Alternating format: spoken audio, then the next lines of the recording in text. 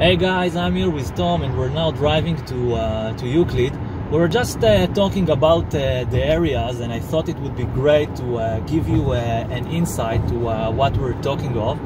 Tom, so let's talk about it a bit more. We're talking about now that we're driving to Euclid, about the different price points and the different pockets. Okay. If you were to pinpoint downtown Cleveland, Ohio, it's the heart of what's referred to as northeastern Ohio, which includes the suburbs to the east, some suburbs to the south, and suburbs to the west. Right now we're driving along a freeway, a thoroughway, which is often used for people who live out in the suburbs but work downtown Cleveland.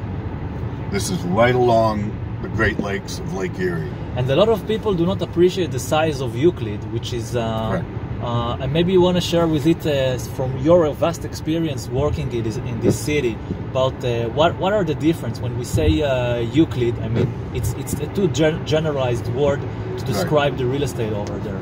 Okay, Euclid's just the name of the city. It is a very large city. It's the second largest city within what's called Cuyahoga County, which is where Cleveland, Ohio is also. Yeah. Northeastern Ohio is considered a region. Cuyahoga County is the actual legal titling of the geographic footprint. Yeah. And in terms of the different areas within this large city, Euclid, what are your consideration, or how would you characterize the good pockets to invest in? Let's say first, maybe for the people who doesn't know, what do you define as an area pocket? Area, I probably will refer to as neighborhoods, neighborhoods within the city, and it could be ethnic, it could be social economic. It's definitely location also. I'll give you an example. If you're looking at a square, and we call that Euclid, in the city of Euclid, the upper right-hand corner or the northeast section of Euclid carries very good value and very good rents. Yeah, and you're talking about the Amlock neighborhood. Correct, right? Yeah, correct, exactly. Yeah. You also, another area would be the right-hand bottom corner, and that's it borders along another city called South Euclid, and it's south in the city of Euclid, but then there is an actual South Euclid city. That's up in a very nice wooded park setting up on a hill area, and that too, those neighborhoods up there hold value very well as well. So one consideration for the pockets is obviously when you're in a better quality area, it preserves better the property value and the appreciation potential. In terms of the tenant pool and the type of renters over there, how would you describe that? You're going to those people who know Euclid and want to live out on the very first main suburb that can still bring them into downtown. Yeah. Your incomes for those particular properties, especially the northeast and the southeast, southwest, the Hemlock as you brought up. Yeah. Those can demand rents because those homes are generally nicer, have more rooms, 2 full baths.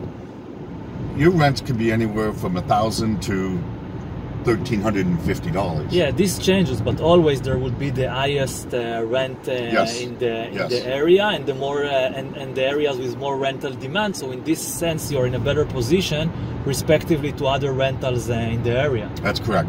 A lot of times you'll also get somebody who will do a longer term contract for a lease, maybe 2-3 years. Their income supports it. Whereas you get down more into the middle of proper Euclid, there's more turnover. Lower income, higher turnover. And that's a good point. I mean, for a lot of investors, they look at the online and they see the parameters of Euclid as a city, and some of them afraid like it's maybe even a broken city, a very risky area to invest in as a whole.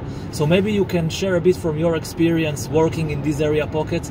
What is the quality, or how would you define the rental or the population quality being like which kind of an area class and which kind of tenant population the owner would have in his property. Okay. If you think about grades, grade A, grade B, grade C, grade D, Yeah. Euclid goes from a solid middle C up to those areas we just discussed, which is about a B minus. Yeah. Now that's very good. It's very good because Euclid has good city services. The schools are on par, very strong average. They're not considered upper, and they're not considered, Cleveland schools. Yeah. So it's right in the heart of it. Matter of fact, Euclid is now just having a resurgence, and that the city services, they're sprucing up certain areas, and they're doing a giant boardwalk area along the Lake Erie. Now what that does is, again, it attracts people into their city. You can demand higher rents, so you got purchasing power because the city has more to offer. And being on the lake and the parks and access to the city downtown for sports and work and all that, it will be there from downtown to Euclid in 15 minutes. And another thing that is important to talk about is the quiet neighborhoods and crime level, right. which is far better than what we would find inside the Cleveland area. No question. We're driving through what's called East Cleveland. Now it just looks normal because we're on a highway, but in East Cleveland you're talking about grade D. The city actually is working through a bankruptcy. Crime is much higher. Schools are terrible. City services are terrible. So we pass through here to get onto the other side, which is Euclid. You have that in all big cities. You're going to have areas of plight and decay, albeit we don't consider it a war zone, but it's not any place you'd want to live. Cool. So stay tuned with us, and if you have more questions to us live, we can talk about it and share with you more insights from the ground. Bye from the USA.